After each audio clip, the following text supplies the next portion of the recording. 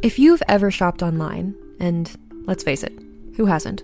Chances are you've bought something from a business powered by Shopify. You know that purple Shop Pay button you see at checkout? The one that makes buying so incredibly easy? That's Shopify. And there's a reason so many businesses sell with it, because Shopify makes things easier, and not just for shoppers. They make it easy to start and run your business. Shopify is the commerce platform behind 10% of all e-commerce in the US, from household names like Mattel and Gymshark to brands just getting started. It gives you a leg up from day dot with hundreds of beautiful ready-to-go templates to express your brand style so you can get up and running fast. You can tackle your important tasks from inventory to payments to analytics and more, all in one place. You can also spread your brand's word with built-in marketing and email tools built for you to find and keep new customers. And remember that iconic purple Shop Pay button that's used by millions of businesses around the world? It's why Shopify has the best converting checkout on the planet. Your customers already know and love it. If you want to see less carts being abandoned, it's time for you to head over to Shopify. Sign up for your $1 per month trial and start selling today at shopify.com/realm. Go to shopify.com/realm. Shopify.com/realm.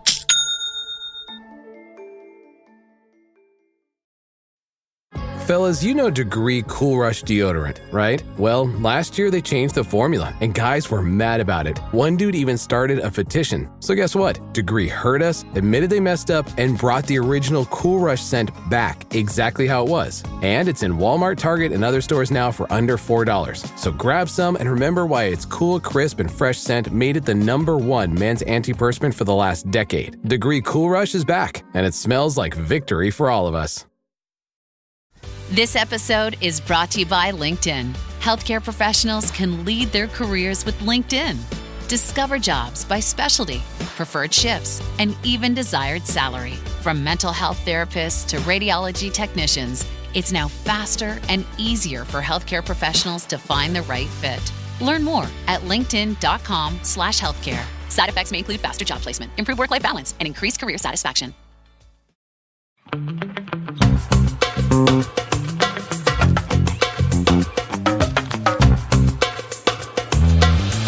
Hello, everybody, and welcome back to another episode of Don't Blame Me. Don't blame me. Not the pod. I'm just adjusting. She's just adjusting. Guys, it's me and Melissa today. Hello. It's a Melissa and Megan, Melissa and I. It is just no, that's the King and I was going to say it's just, when you have to figure out if it's I or me. Oh, yeah. Melissa and me. Let's just keep it as me because we got to go with the M's. Yeah. Oh, yeah. We're all about branding here. M-M-M-M-M-M-M-M-M-M. Tasty.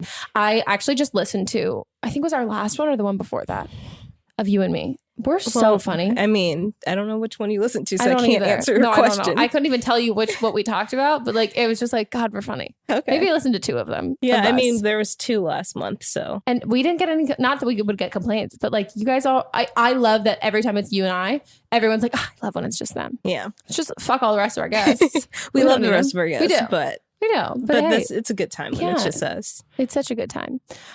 So if you guys are new here, this is an advice podcast. You guys call in and leave voicemails for us, and then we give you advice. And if your life is going to shit and you need some advice, you can give us a call at 310-694-0976. And international listeners, you can send us an audio file at meganpodcast@gmail.com. Yeah. I had a brand tell me, message me on my main Instagram saying that they liked my podcast. Oh, cool. Yeah. That's awesome. Yeah. They make weed products. And I was like, can I have some? Can we send them over? I think they listen. So yeah, they listen. So guys, can't wait to get some of that. Yeah.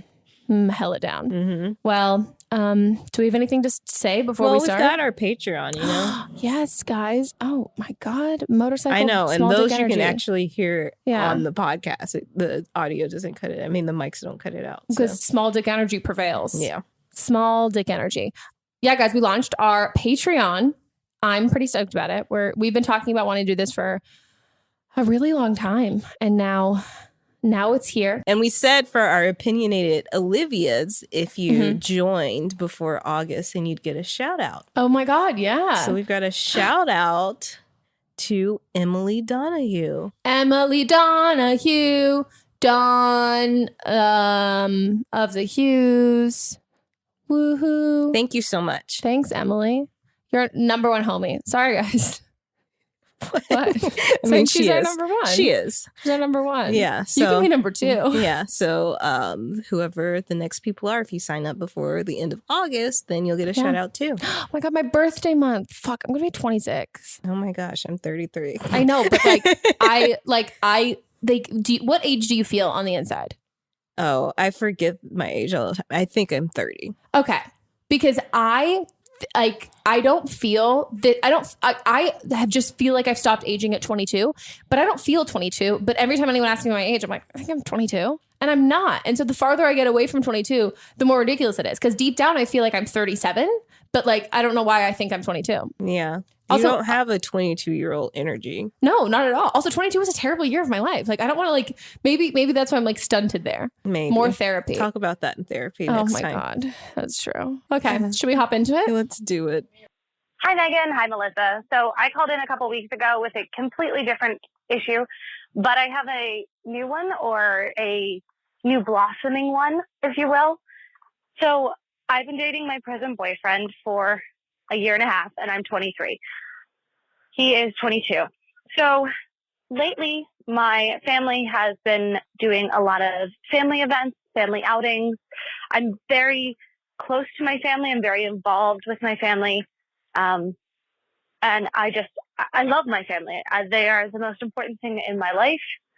And so being around my family is probably one of my favorite things. So how my boyfriend ties into that is a little interesting. I've been noticing that more and more lately, when I've invited him to family events, family gatherings, family outings, whatever it is, he's been suddenly not having time for it, or not wanting to make time for it. Or another thing he's been telling me more is that he's just, tired. He wants to spend time at home, which I completely understand and I support. But my sister is home from college for a couple weeks, and her boyfriend is coming as well. And we have a couple different family gatherings and family outings, just because this doesn't happen every day. And he is conveniently busy those days with things that maybe I wouldn't deem necessary.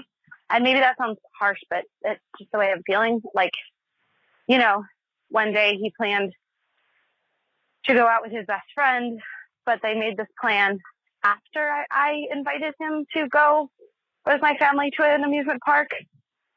And I understand family things are not that big of a deal to him, but they are to me. And I've expressed this, and he doesn't seem to understand. And he's told me that he's just too tired to go a lot of the time, which at the same time I understand. But I feel like he's potentially, getting sick of me or my family, but won't say it. I don't know. Am I able to think things and take a step back and not be so upset? It just feels kind of weird to go to a family outing where my sister and her boyfriend are there, and my whole family is there, even distant relatives. And then, my boyfriend couldn't make it because he's tired, didn't feel like going, or has an unimportant outing with his best friend planned that could be rescheduled, at least in my mind. I don't know. Maybe I'm being ridiculous. I want an outsider's perspective of this. She got cut off because she was long. Oh, okay. Do you want to start?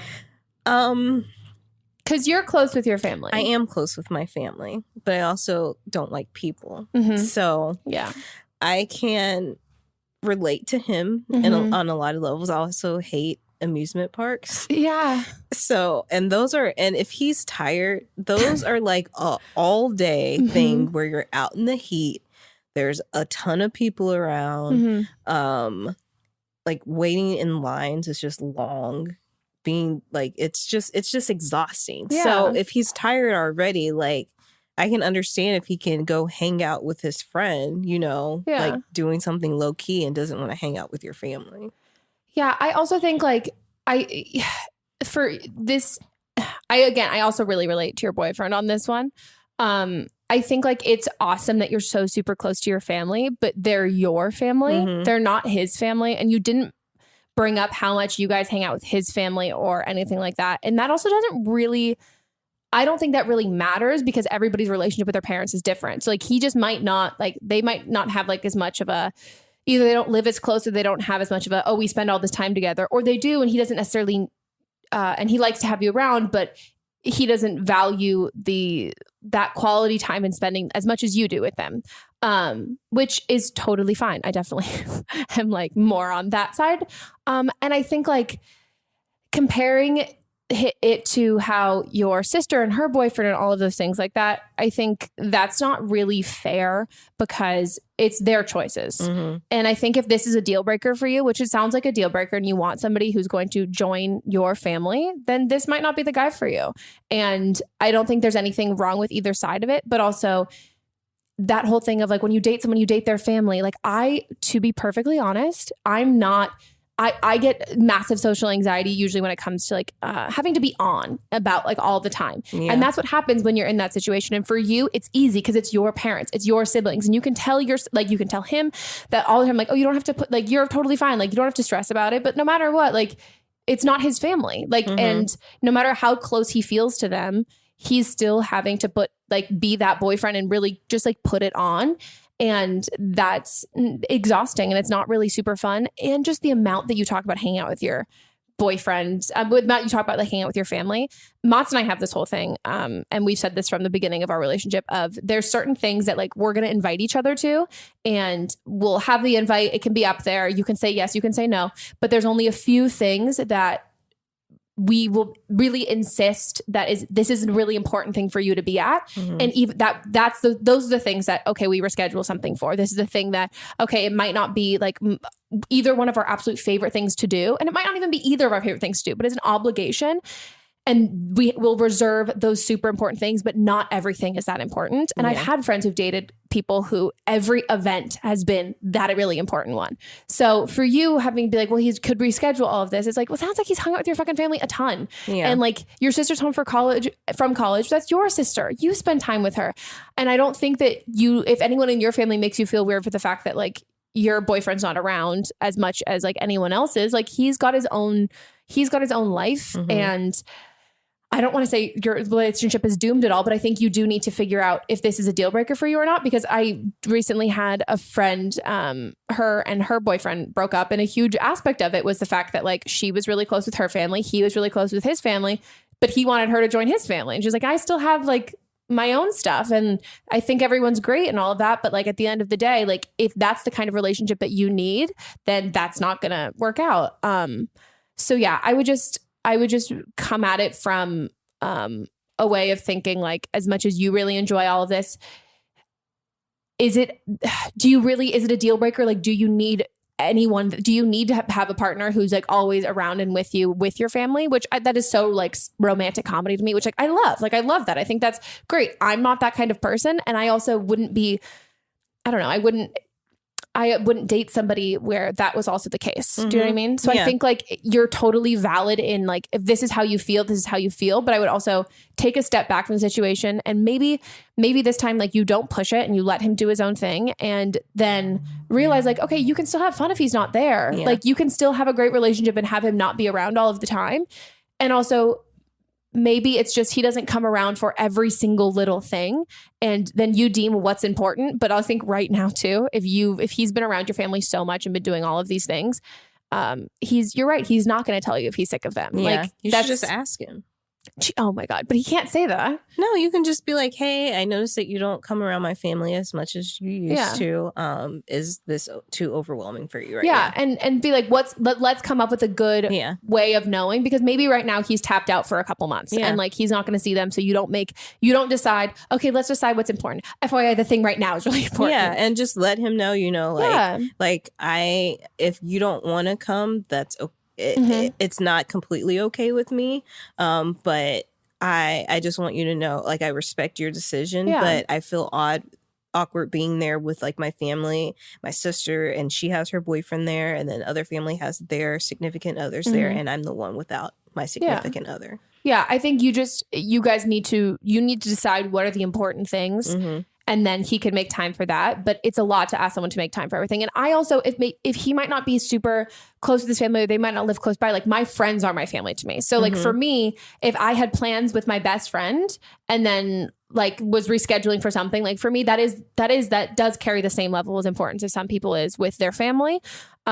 So I think he also just doesn't want to hurt your feelings. And that's why he's coming up with all this other stuff. But her feelings are being hurt. So if you don't say something, then it's just going to get worse. But as somebody who I don't have that close relationship, there's also, if he also doesn't have a close relationship, I've definitely been in situations with like Matz's family and stuff where like I have to tell him like we have to take a break. Like not that this is anything necessarily personal against anyone, but it's like as somebody who doesn't have a great relationship with parents, like it can be hard to like spend a lot of time around, like you see like a really happy family. And for you might think of like if he doesn't have a happy home life, like, oh, I'm so glad I can bring him into mine. It's still not his. Yeah. And I've had people say that before, like who like when they invite me to do family stuff, it's like, well, you're a part of our family. And I'm like, that's really, really nice and really sweet. But like, I'm not. And this sentimental value and stuff that you hold, I know it's like coming from the greatest place ever that you want to extend that to me, but I don't have those nostalgic feelings towards this. And it can just be like a little triggering and like not necessarily a way that he finds that makes him feel super happy. So I would focus on that. And then also at the like last thing I'll say about this, but how much of really, really wanting him to be there, do you value versus when you look at him, is he having a good time when he's there? Yeah. So you're like your ideal situation with partners, like you should want them to be enjoying it as much as you. So having him come is the win, I think you should also focus on like, oh, do I just want him to be here for like saving face because everyone else is here? Or like, is he having a good time? And am I also having a good time because he's here and I can see that he's enjoying himself. And maybe if he comes around less and like he's more fun to be around and you enjoy his presence there more, I think it's a great thing. Yeah. And what's your relationship like as a whole? Yeah. Like, is this just the one thing that is like bothering you, or are there other things going on as well? Yeah. Yeah. Good. Yeah. Well, best of luck. Give us an update. We'd love to know. Yeah. And have fun at the amusement park. That sounds fucking exhausting. As somebody who relates to your brother on the tired level. Boyfriend, not brother. What? Did I say brother? Oh yeah, don't fuck your brother. I relate. I'm tired. We're the same. Okay, on to the next. Support for today's episode comes from OneSkin. We've talked about OneSkin before. Did you know your body starts accumulating senescent cells as early as your 20s? Also called, what are they called, Melissa? Zombie cells. These cells stop producing collagen and hyaluronic acid like they used to, and they start secreting an inflammatory substance that makes neighboring cells dysfunctional too. There is an answer for these zombie cells, though, and it comes from our friends at OneSkin. Founded by an all-woman team of scientists, OneSkin is the first and only skin longevity company to target cellular senescence, a key hallmark of aging, with their proprietary OS1 peptide. OS1 is scientifically proven to decrease lines and wrinkles, boost hydration, and help with the thinning skin that often comes with age. Don't just take our word for it, though. They've got over 4,000 5-star reviews for their full line of face, body, sun, and travel-sized products. But if you want to take our word for it, know that we love them. We are using them constantly. The OS1, like the way it goes on, so easy, so simple. You notice a huge difference with them And your skin looks great. Yeah, I have become a fan of the rich eye cream because it's like thick, but it's lightweight, and I can just easily use it as part of my routine. OneSkin is the world's first skin longevity company. By focusing on the cellular aspects of aging, OneSkin keeps your skin looking and acting younger for longer. Get started with 15% off using code BLAMEME at oneskin.co. That's 15% off oneskin.co with code BLAMEME. After you purchase, they'll ask you where you heard about them. Please support our show and tell them we sent you. Invest in the health and longevity of your skin with OneSkin. Your future self will thank you. Fresh air, sunshine, and good food, that's what spring is all about. See how I didn't include spring cleaning in there? That's not my favorite. But one of our favorites is HelloFresh. We love HelloFresh. They make it easier to fit quick, home-cooked meals into your schedule every single week by curating delicious recipes. Like they have a pasta primavera, chicken Dijon, and pecan-crusted trout. Okay, fancy. As well as over 100 seasonal snacks, sides, and treats. In 2025, they're evolving to fit every lifestyle by bringing customers even more convenience. And you know, we love convenience here. All without compromising on taste or the homemade quality. They've got new ready-made meals, which offer chef-crafted, flavorful dishes that are ready in just, drumroll please, 3 minutes. Every HelloFresh meal uses high-quality ingredients, including seasonal fresh produce and proteins that travel from farm to your doorstep. Plus, the deliveries are super flexible, so you can pause or skip when you need. We have been huge fans of HelloFresh here for so long. You already know that. We love them. I have made so many delicious things. We recently had like a pork mushu lettuce wrap. Oh, when I tell you, it might be going in my personal HelloFresh Hall of Fame. Feel great with meals that fit your spring schedule and make this season even more delicious. Go to HelloFresh.com/BlameMe10FM to get 10 free meals with a free item for life. 1 per box with active subscription. Free meals applied as discount on first box. New subscribers only. Varies by plan. You chose to hit play on this podcast today. Smart choice. Progressive loves to help people make smart choices. That's why they offer a tool called Auto Quote Explorer that allows you to compare your Progressive car insurance quote with rates from other companies. So you save time on the research and can enjoy savings when you choose the best rate for you. Give it a try after this episode at progressive.com. Progressive Casualty Insurance Company and Affiliates. Not available in all states or situations. Prices vary based on how you buy.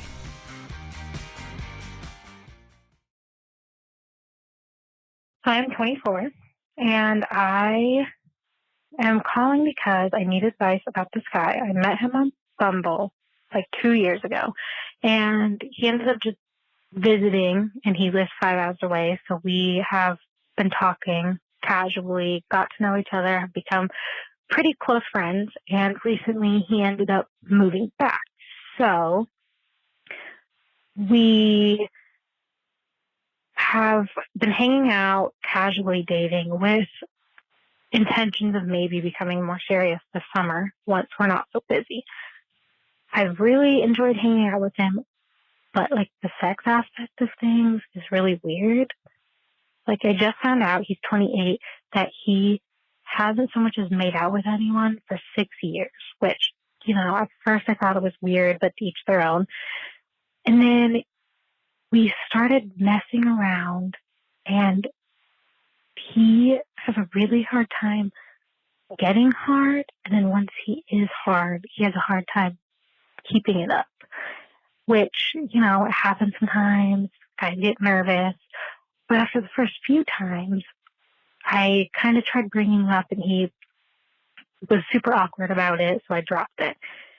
And then there was this one point where he went to get a condom, and he came back, and I went down on him, and he had put numbing gel on himself, and my mouth went numb, and I started drooling everywhere, and I tried to bring it up again, and he got kind of like angry with me for bringing it up. And it wouldn't be that big of a deal, but when he goes down on me, he's perpetually like a half of an inch to the right. And I've tried being sexy about it and saying, oh no, like move your head just right here. And to the point where I was like, right here, this is the spot. And he still can't get it right. So I really enjoy spending time with him, but I don't want to go into something knowing that this is going to be an issue.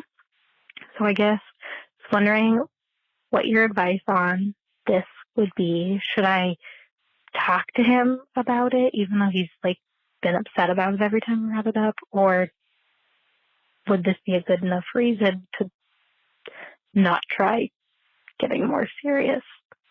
I don't know. Thanks. I need us all to visualize. I'm so sorry this is happening too, but I just really need us all to visualize a moment that she went down on him. She comes back up. She's drooling everywhere because her mouth is numb. That is like, this is a comedy. We have to save this for in a comedy. Have you ever made out with someone who's just done coke and not knowing? No. Is it coke that does it or one of them? But it makes your mouth go numb and all fuzzy and numb.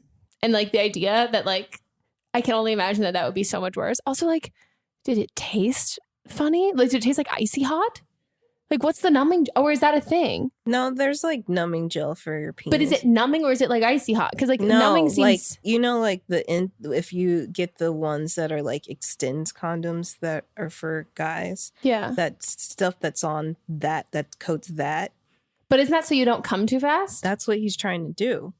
Wait, is he coming too fast or is he not coming at all? He's not staying hard, so he's trying to like so the sensation. Oh, okay. In my mind, I was like, well, I feel like you're not going to stay hard if you can't feel your dick. No, but that's what he's trying to not feel, so he can stay harder. Oh, hard longer. Wow. Okay, you need to be done with him. Maybe he's like, I guess he's trying, but maybe there's other things, like an underlying thing that he needs to get checked out. If he hadn't made out for anybody in 6 years, was it because he was nervous about, because he can't stay hard and he has this issue, this ED issue, where he been checked out to see what's wrong with him? Okay, but my mind's not even at the penis stuff. It's at the fact that he cannot eat her out. And she's giving him explicit advice. In the words of a former caller, you just got to grab him by the head. But he's down there. She told him. She should physically move him. She said she showed him right there and he still can't do it. I just think, here's the thing. Like, I think like in the, like if this was all on paper in the scheme of things, like a guy who struggles to stay hard and the sex isn't all there, but you really like him, I would say like, I don't think that that's like a doom situation, but I think you saying like, is this enough of a reason to end it? Like even in your voice, I think for you it is.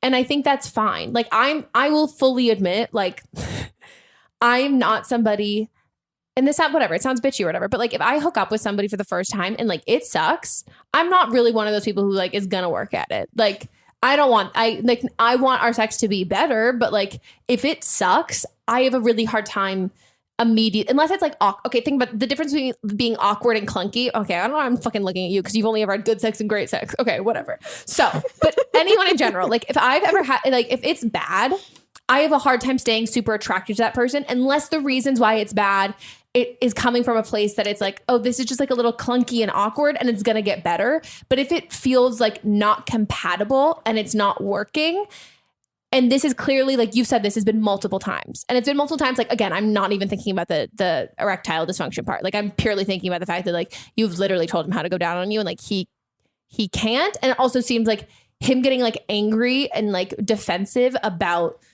like, sex in general, like, doesn't seem like somebody who is also trying to work at it. You know what I mean? Mm-hmm. And also, like, putting that on without even telling you or anything like that, like, that's just not good communication. Yeah. Like, what if you were, like, allergic to it? True. You know, like that is true. That's just, and like the fact that like you're cool with like, oh, I'm gonna put this shit on my dick. Like he didn't know that it would make your mouth numb. Yeah. Too. Like that's just a little, like it's just a little odd. And like the not having made out with anyone in like a bunch of years, like I don't think it's necessarily like said anything other than like, yeah, it's a little odd.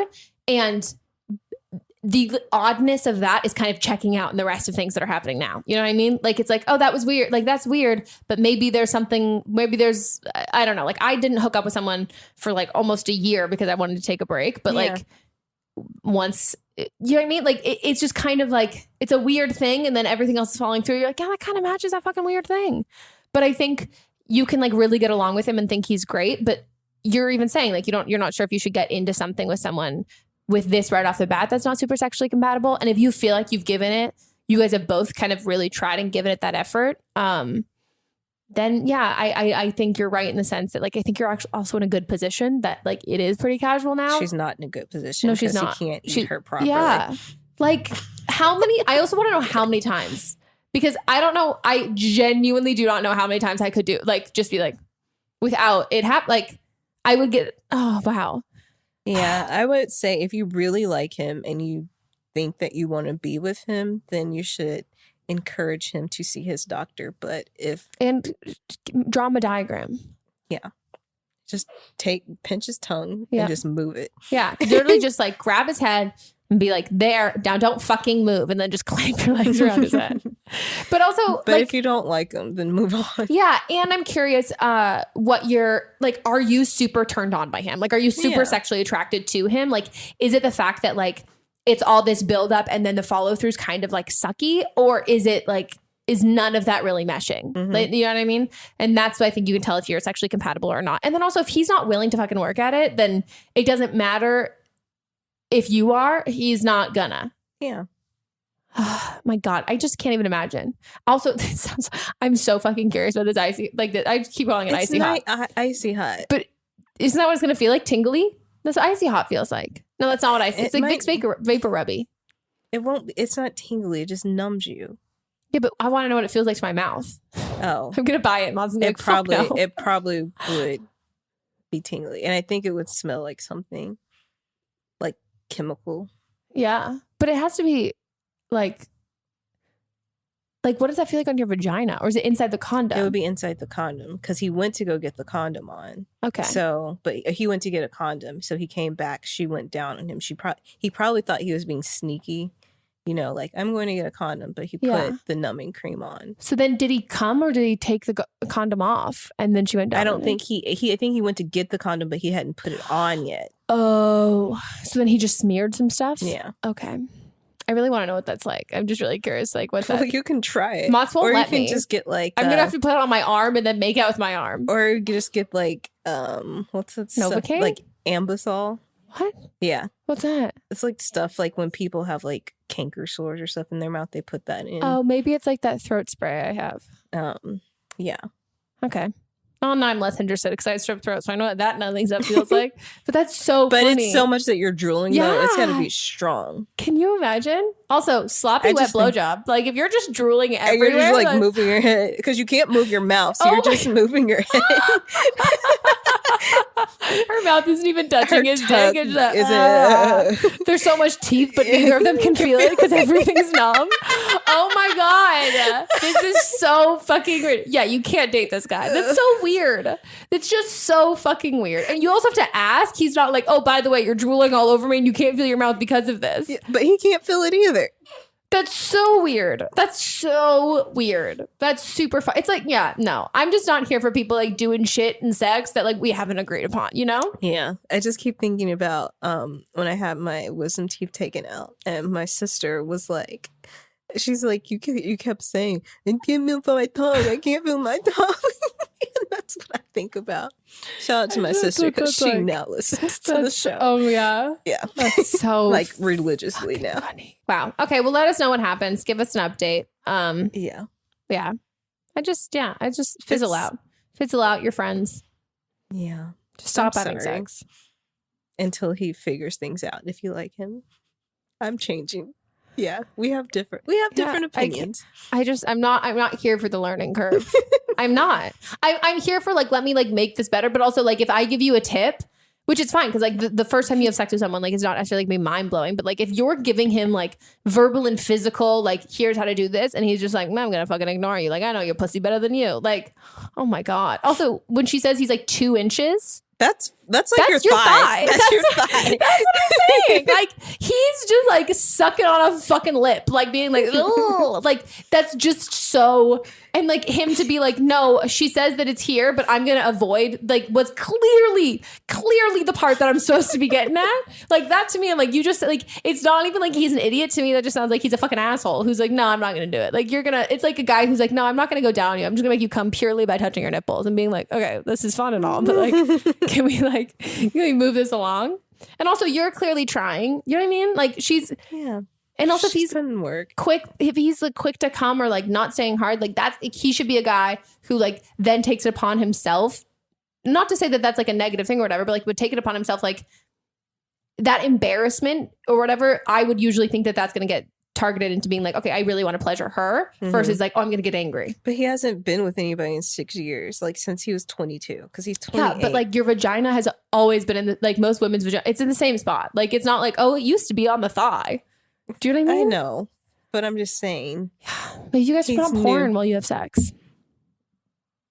But it would have to be like lesbian porn for maybe you him just put to on give like proper directions. I just would laugh. Like if someone was just like eating out my thigh, I'd be like, can you just imagine? And you're like, oh no, it's a little to like this side and he's just not moving. And you're like, are you avoiding it? Like, is that what you just like? I don't. Maybe he's gay. Yeah, maybe he's gay. Who fucking knows? But I don't think it's.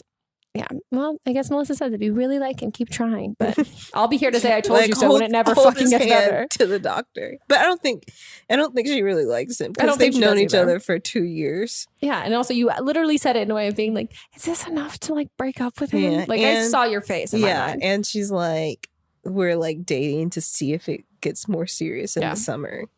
No. The summer is not the time to get more serious either. Cuffing season's in the winter. Yeah. Yeah. That's when you want to eat your heavy starchy foods. Summer is for the fling. Yeah. It's for the flings. It's for the lifeguards, pool boys, all that shit. What a good time. On to the next. Hi. Hey, Megan. So I have a little, not a problem. It's just I don't know how to explain it. So I hooked up with this guy.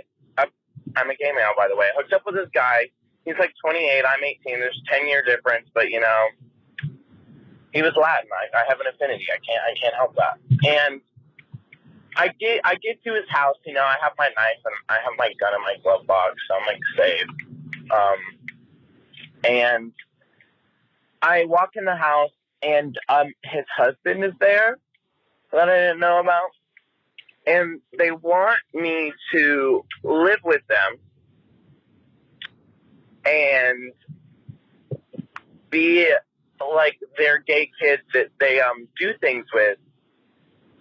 And how do I say no? But they also want to be my sugar daddies. How do I say yes to that but no to living with them? Thank you. Fuck. Oh, if I could have like that Chrissy Teigen gif where she's just like, oh my God. Yeah. Yeah. Fucking shit. Wow. Wow.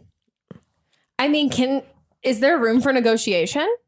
That's if, yeah. Do you know what I mean? I would think if you brought everything to the table, like, hey, I'm willing to be pampered too, but I don't want to live here. Yeah. Like, do you want to hook up with both? Like, are you into that? Like, or also maybe the one that you want to hook up with is he like, does he have enough like say in the relationship that it's like, this is my sugar baby? Like, can you be a solo sugar baby to one of them? I don't think so. No, it needs to be like a twofer. I think it's a twofer. Well, I mean, I think if you're open to negotiations, they're like, you're like literally their sugar child. It's like a couple. Well, I also can't with the fact that they refer to the term kid because I'm like, no, but there's sex stuff happening here. Like you can be like their like sugar. I guess baby is always a weird. That's the term. Familial term anyway. Yeah, but it's just different now because there's two of them, so it sounds like their own child. Daddies. Yeah. Hey, more is more. Yeah. But yeah, I think if you're like, if the whole situation as a whole is just like really like you're not into at all, and the only thing that's enticing is like the sugar baby aspect. I mean, sure. See if you can like become a sugar baby with no strings attached, but also like if you're open to. Like if there's things you're open to and the thing that's like really like the no-go is living together. And then also like you probably have your like hard passes on like any sexual things.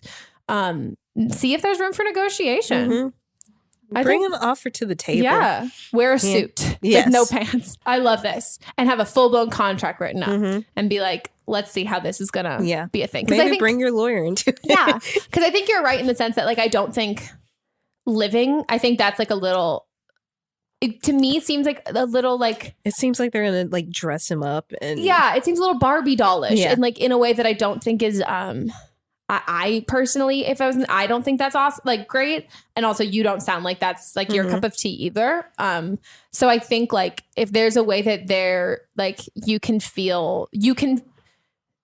get what you want out of this and you still feel like empowered and you don't feel kind of like pigeonholed.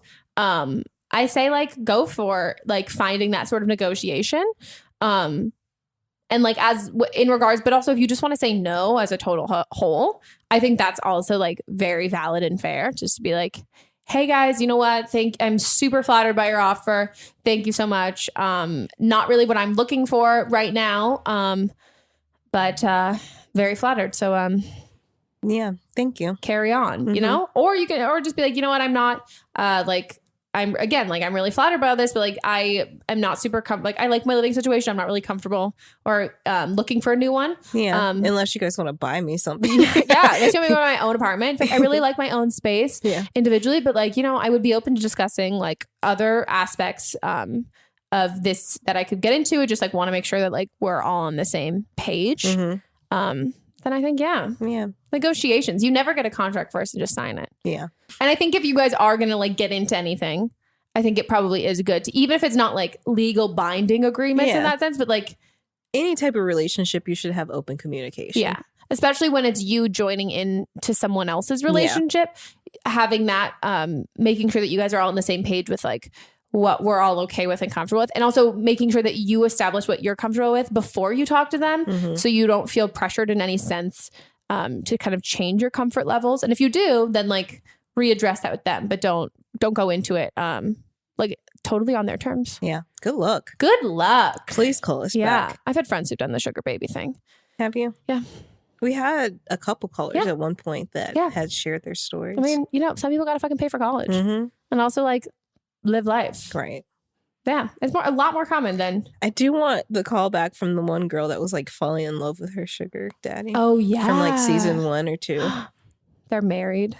They had their own sugar. Yeah. I think she's in Australia. Ooh. Yeah. Let us know. Yeah. Also, you let us know too. I'd love to know what happens. Yeah. Maybe you guys can meet on like the chat board and have a discussion. Yes. We should have like a sugar baby, like subgroup. Yeah. Can I join? I just like. You're an admin, so you can see it. Megan is always watching. Big brother always watching. Wow. Love it. Okay. Is it time for a break? Time for a break. Okay, guys. We'll take a quick break and we'll see you guys soon. Or you'll hear us soon. We'll be back. Yeah.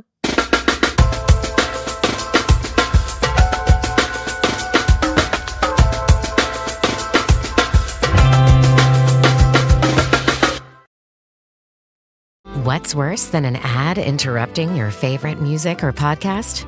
That uninspired coffee you've been drinking while working, which is why Flavia is elevating your everyday coffee experience. Now you can enjoy cafe-quality beverages like coffee, tea, frothy lattes, and creamy hot chocolate made right in your home office, actual office, or wherever you want to upgrade your mug with bold, delicious flavors. Visit Flavia.com to shop the collection of machines and beverages now. Clorox Sentiva smells like lavender. Cleans like Clorox. And feels like...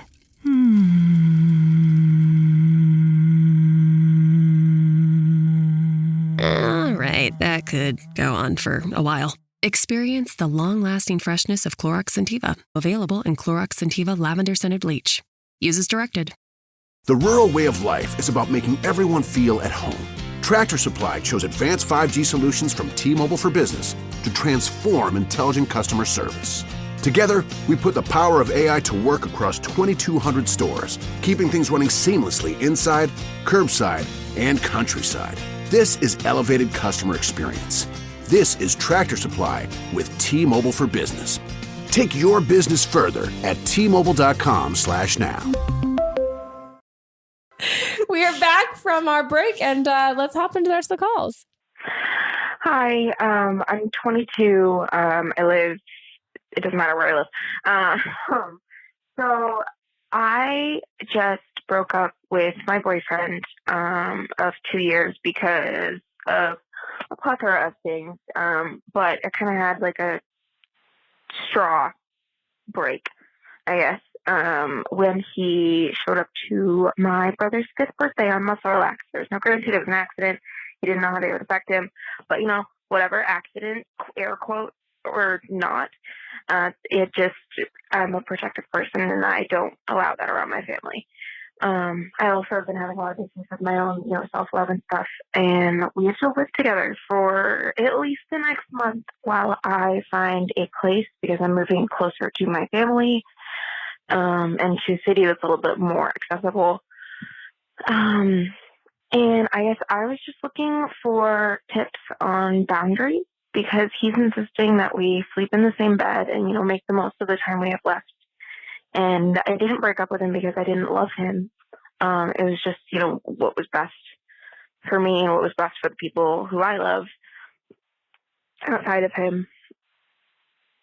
And, he's just insisting we make the most of the time we have left. And I don't know if that's the best way to handle it, I guess. I don't mind it, but, it's not like we're cuddling or anything in bed. We're just, I'm sitting on the edge of the bed while we're watching shows or some shit.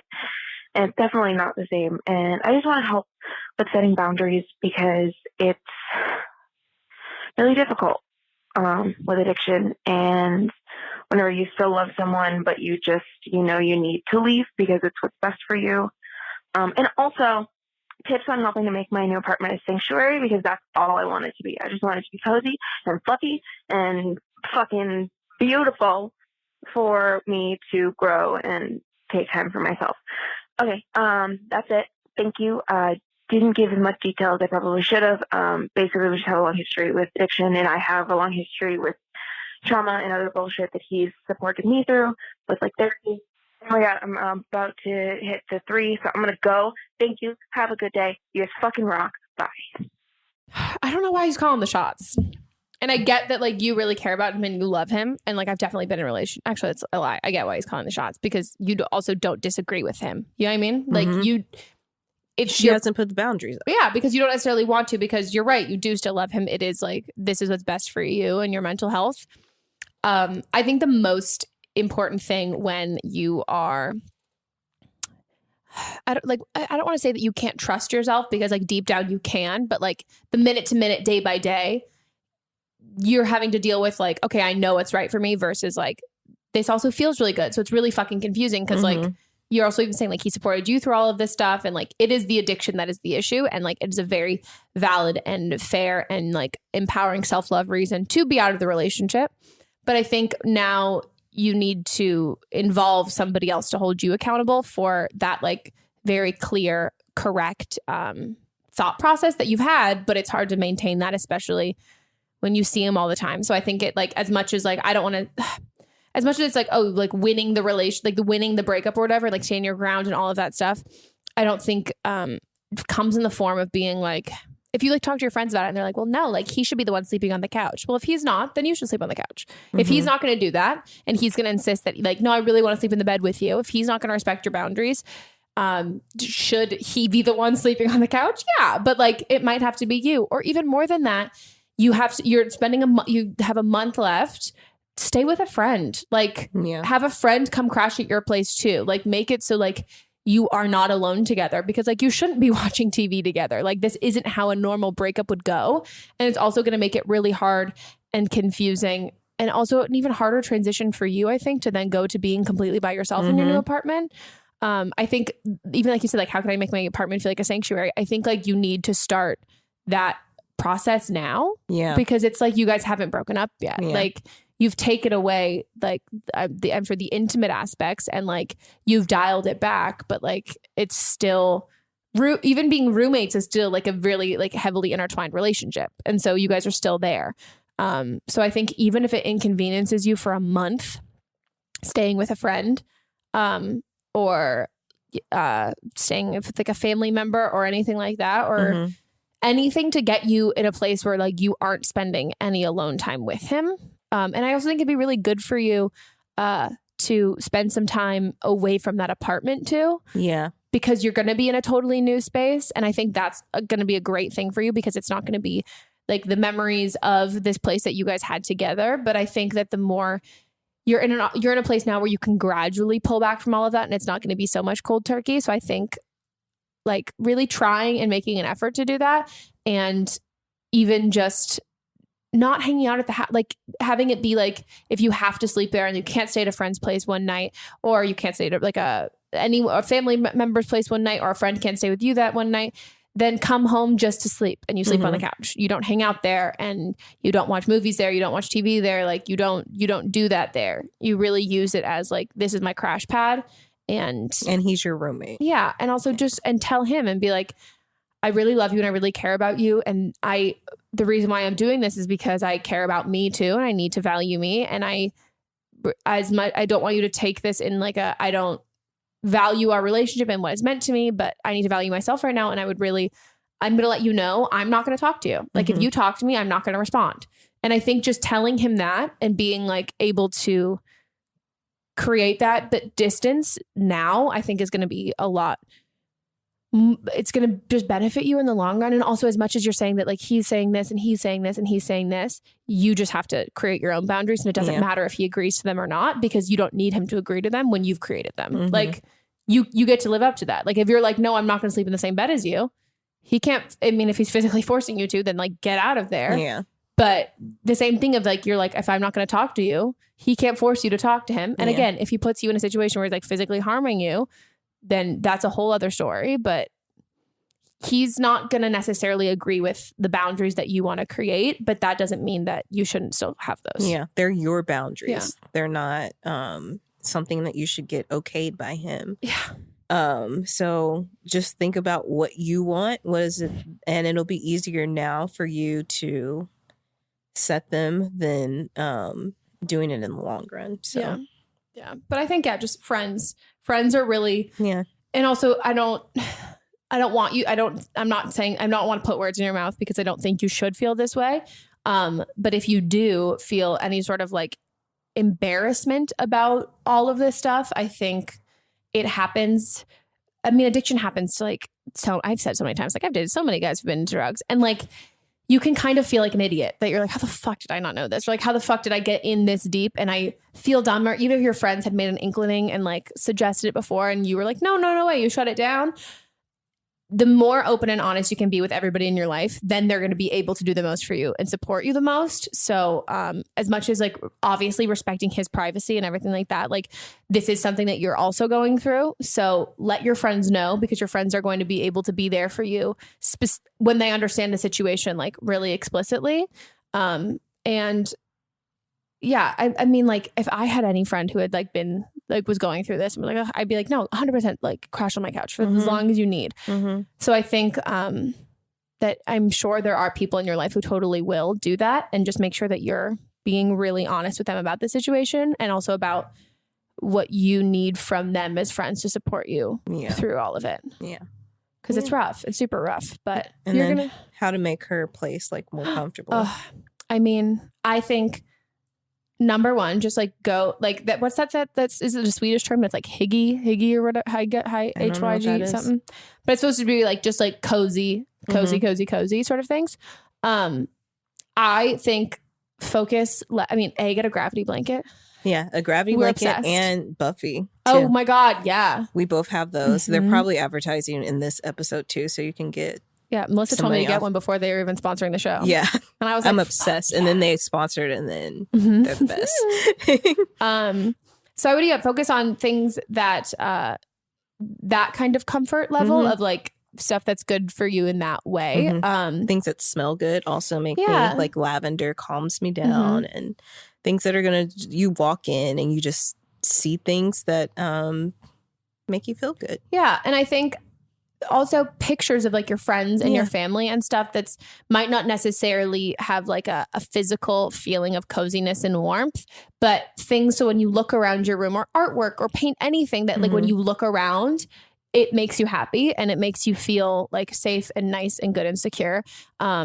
I'm like a hyper paranoid person. So for me, like I love being able to have like so many lights in rooms and like have them be able to like really all the way turn on.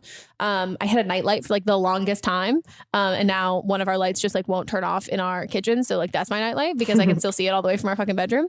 So I think stuff like that is super great. And then also to feel safe and I would, as much as alone time feels really can be really like therapeutic, also inviting people over and having like it's your sanctuary and it's your safe space, but also you can let people into your sanctuary and your safe space, and like making like weekly plans with friends and all of that stuff, because as someone who lived alone for a long time, like it can get really lonely and it can be really cathartic at some points, but it can also just feel isolating. So making sure that you're still going out of your comfort zone and like having, or like staying within your like like this is my cozy, comfortable place, and I'm going to bring people into it if you don't feel like ready to like explore outside of that. And then I would also say start a new hobby at your home. So like maybe you get into painting, watercolors, you get into something that's like an activity once you come home that isn't just like content, that isn't just like watching TV or anything like that, that you've got like a little corner on your desk where like you like to paint, or you like to like, whether it's like make friendship bracelets, knitting, something that you can do that feels like productive and relaxing, that isn't content, because content can also be triggering. Like there's definitely like there's so many fucking things that I'm like halfway through I'm like, yeah, I can't watch this, it's just making me feel fucking worse, like I can't do this. So something that can take your mind off of that too. And music, get speakers all around the apartment, that'll be great. Also for me, like color is a big thing. So like when I walk in, it's like purplish. Like my curtains are purple. I have a fuzzy purple rug. And then like my bedroom, there's like lots of like gold tones in there, so that when the sun shines in the morning, then my whole room is like golden. So that's another thing to think about. And curtains, feeling safe. That's another good one. I have blackout curtains, which I love. But then the other thing I got blackout curtains. So if I like want to feel like really isolated in a way, I can. But then I also got curtains that go underneath it. So they're like sheerer, so people can't see in. But if I still want the light without feeling like too exposed, I can have that. So I think that's also a good one, you know? Alarm system, the Alexa thing you're telling us about? Oh yeah, Alexa has this new thing that's called like Alexa Guard. So when you leave your house, you can say, Alexa, I'm leaving, and it'll make it so like if there's a fire or if glass breaks or anything weird happens in your house, then it'll send an alert to your phone. And then when you come home, you say, Alexa, I'm back. And she's like, welcome home, Melissa. Or whatever. She really won't, unless you change your name to Melissa. Whatever your name is. It's always just Melissa, though. Alexa's like, I only do this for Melissas. And I'm like, well, fine, sure. There can be more Melissas. But congrats on your new apartment. Yeah, I think it'll be great. That's a big step. Yeah. Congratulations. Yeah, I think it'll be good. And also just lots of, last one I'll say, speakers, podcast. Music is great, but also podcasts. That for me, when I'm home alone, or even when I lived alone, playing, it made it feel like I wasn't so isolated. Like there are people around. Yeah. It's like that meme of everyone being like, haha, me laughing alone in my car, to the people who don't know that I'm like, I'm best friends with these people on a podcast. So it feels nice. It includes some, I also do that with like getting like a Postmate. I always have like a podcast playing or something that's not TV. So I'm like, oh, I have all these people and like, don't kidnap me. I mean, I'm paranoid. Okay. You know, that's how I stay comfort, like my cozy comfort. I always tell my Postmates just to leave the food at the door. So yeah, I should do that. Yeah. Then I don't have to. I rarely do it though, because usually Aislinn understands my paranoia and she'll do it. And then it's not, it's just, I don't want to talk to people, as I've said before. Yeah. I mean, it's valid. People suck. Yeah. People are the worst. Well, yeah. I'm excited for you and your new adventure. So let us know how it goes. Send us pictures on Instagram of your cute apartment. Of the inside. We don't need to see the outside. We're good. Shopping is hard, right? But I found a better way. Stitch Fix online personal styling makes it easy. I just give my stylist my size, style, and budget preferences. I order boxes when I want and how I want. No subscription required. And he sends just for me pieces, plus outfit recommendations and styling tips. I keep what works and send back the rest. It's so easy. Make style easy. Get started today at stitchfix.com/Spotify. That's stitchfix.com/Spotify.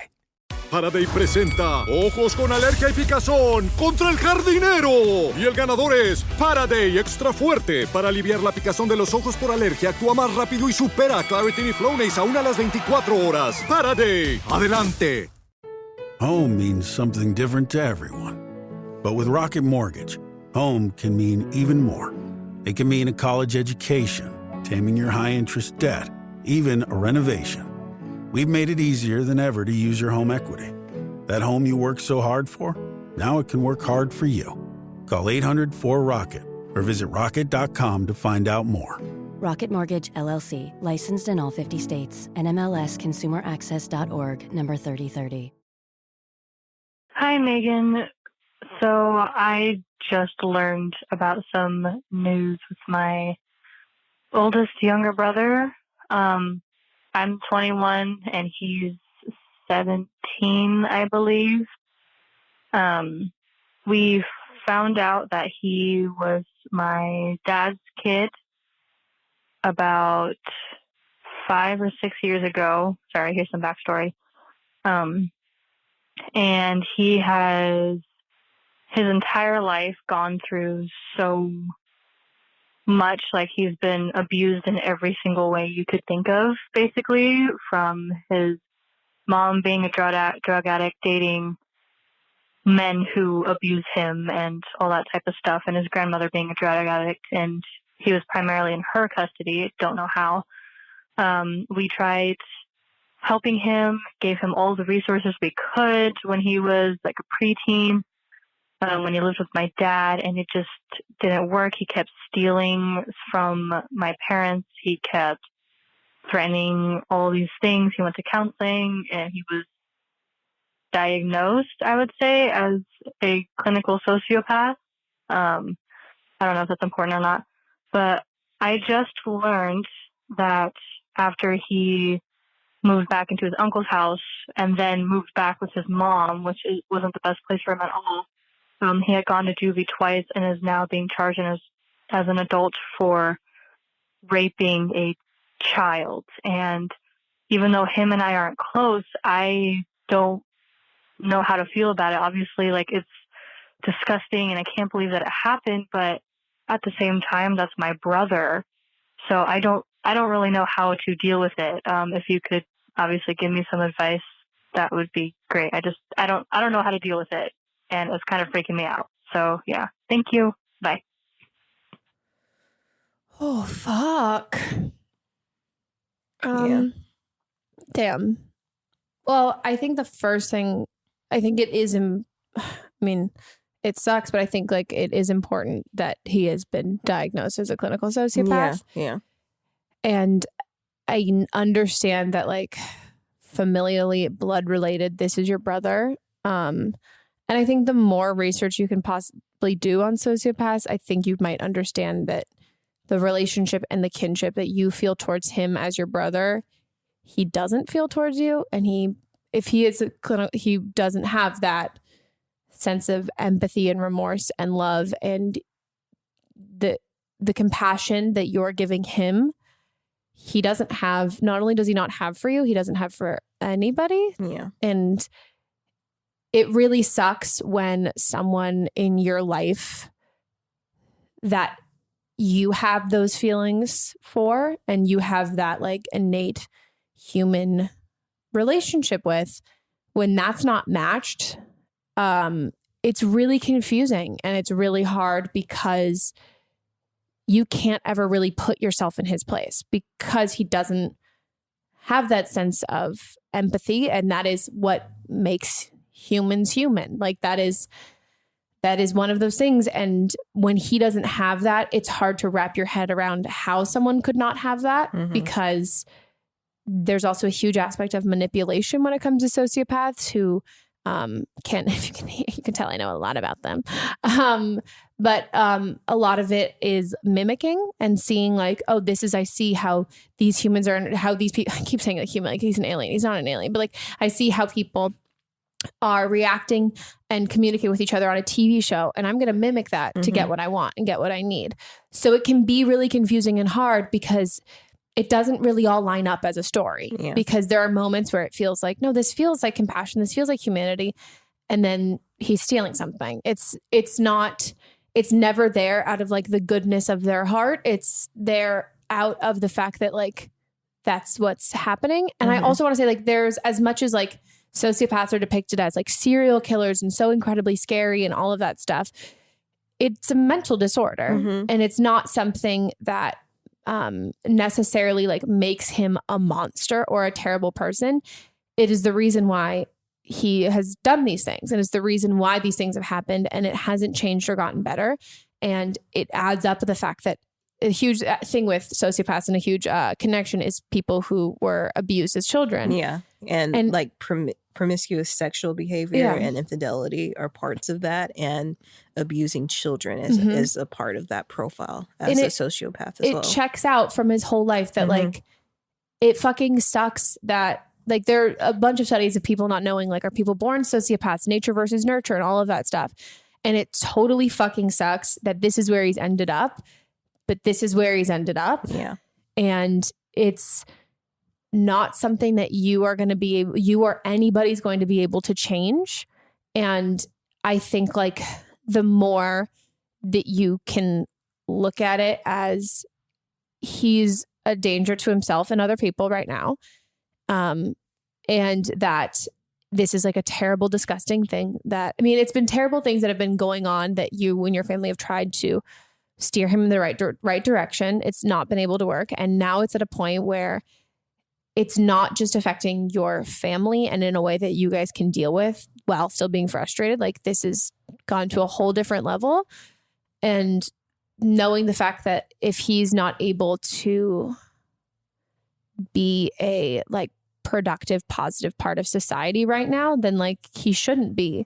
He should be charged as an adult, and he shouldn't be able to be out and around. And he should be a registered sex offender. There should be all of these things that like, that doesn't change. Like he's still your brother, but he isn't capable and shouldn't be allowed to be in certain situations, and the law should enforce that. Yeah. And I think the more that you learn about like what a sociopath is, and that then the more you'll be educated and you can understand him more. And I would also suggest therapy for you is great. In your family too. Yeah. Just to understand it more. Cause I mean, I've definitely understood it a lot more in therapy.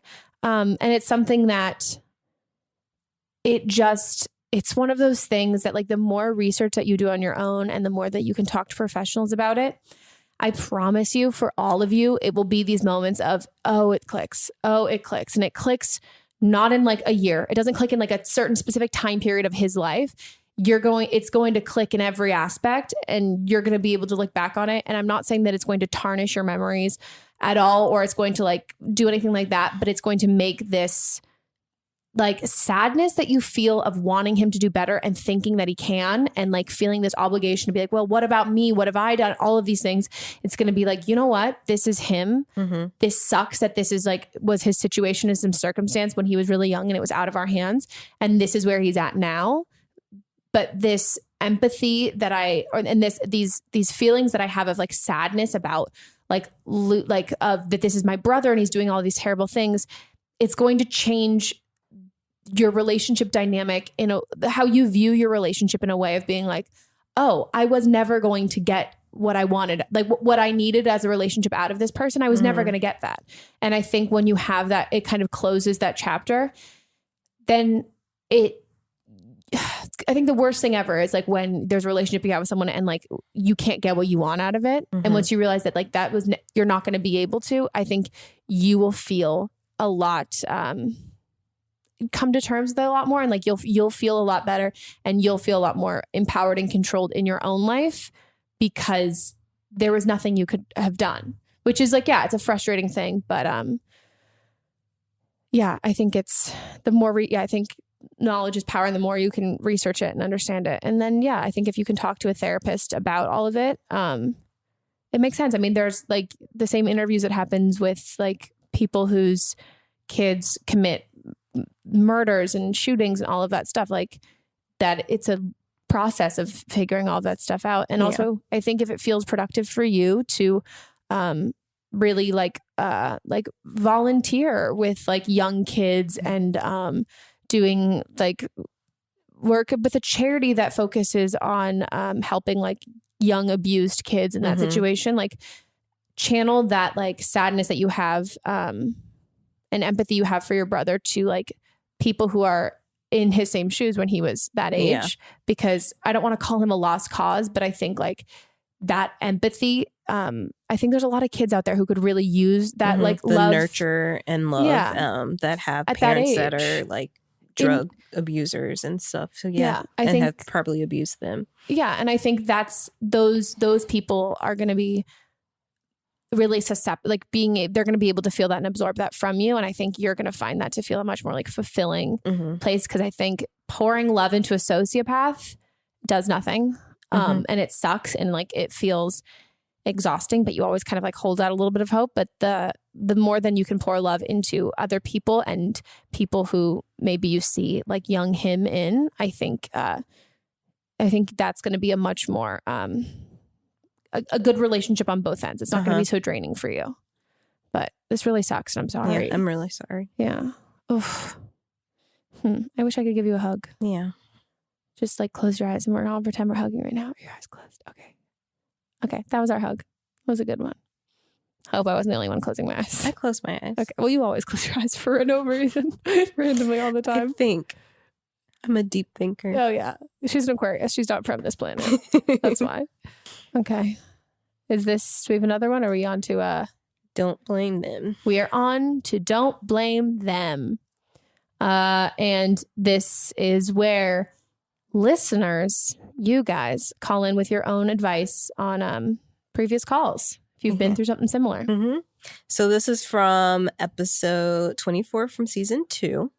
The original caller was very, very, very, very concerned that she would get pregnant.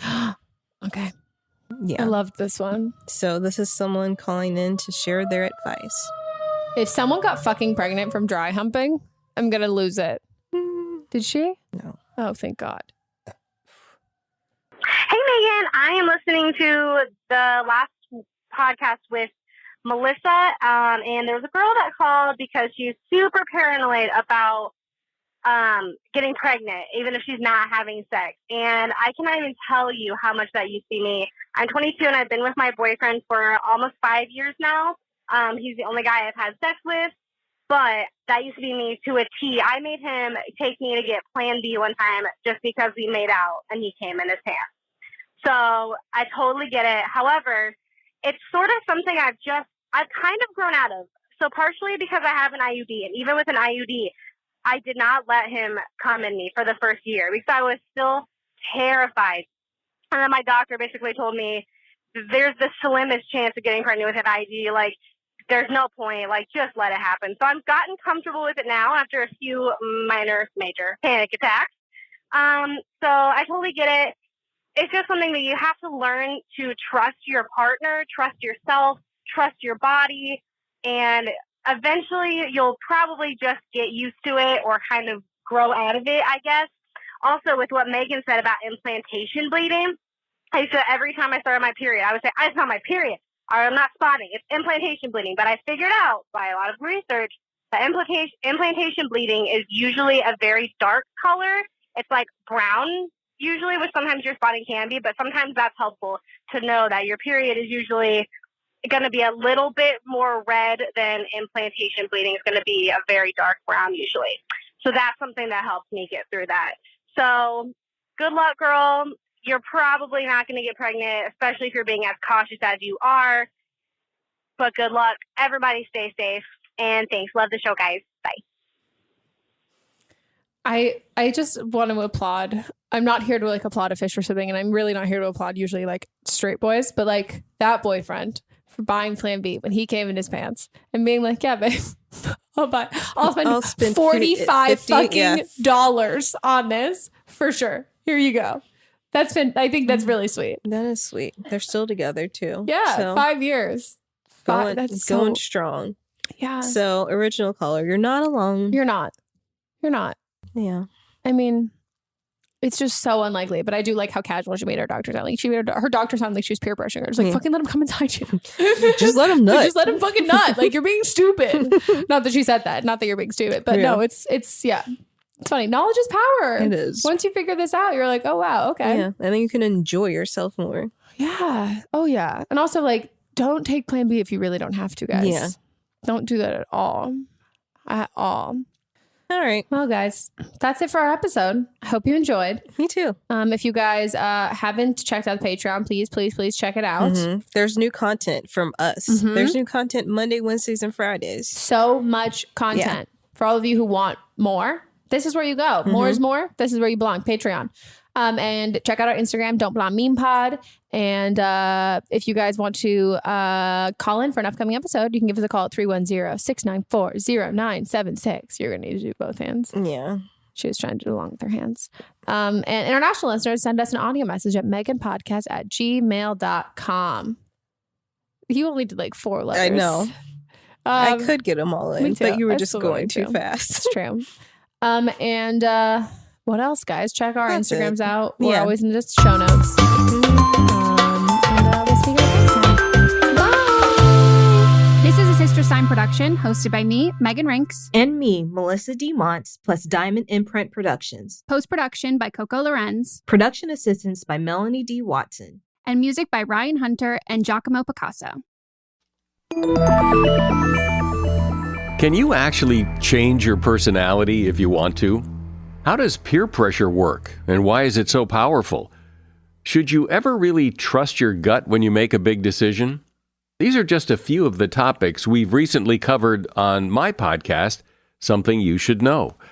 I'm the host, Mike Carruthers, and each episode of Something You Should Know covers multiple topics that are likely relevant to you. You'll discover things you can use in your life today, right now.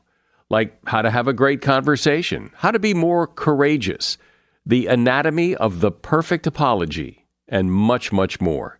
To date, there are over 1,000 episodes of Something You Should Know, and we've gotten over 4,000 mostly 5-star reviews. I invite you to check out Something You Should Know. Look for the bright yellow light bulb on the blue background. Something You Should Know, wherever you listen to podcasts. I'm Amy Nicholson, the film critic for the LA Times. And I'm Paul Scheer, an actor, writer, and director. You might know me from The League, Veep, or my non-eligible for Academy Award role in Twisters. We love movies, and we come at them from different perspectives. Yeah, like Amy thinks that, Joe Pesci was miscast in Goodfellas, and I don't. He's too old. Let's not forget that Paul thinks that Dune 2 is overrated. It is. Anyway, despite this, we come together to host Unspooled, a podcast where we talk about good movies, critical hits, fan favorites, must-sees, and in case you missed them. We're talking Parasite to Home Alone. From Grease to The Dark Knight. We've done deep dives on popcorn flicks. We've talked about why Independence Day deserves a second look. And we've talked about horror movies, some that you've never even heard of, like Ganja and Hess. So if you love movies like we do, come along on our cinematic adventure. Listen to Unspooled wherever you get your podcasts. And don't forget to hit the follow button.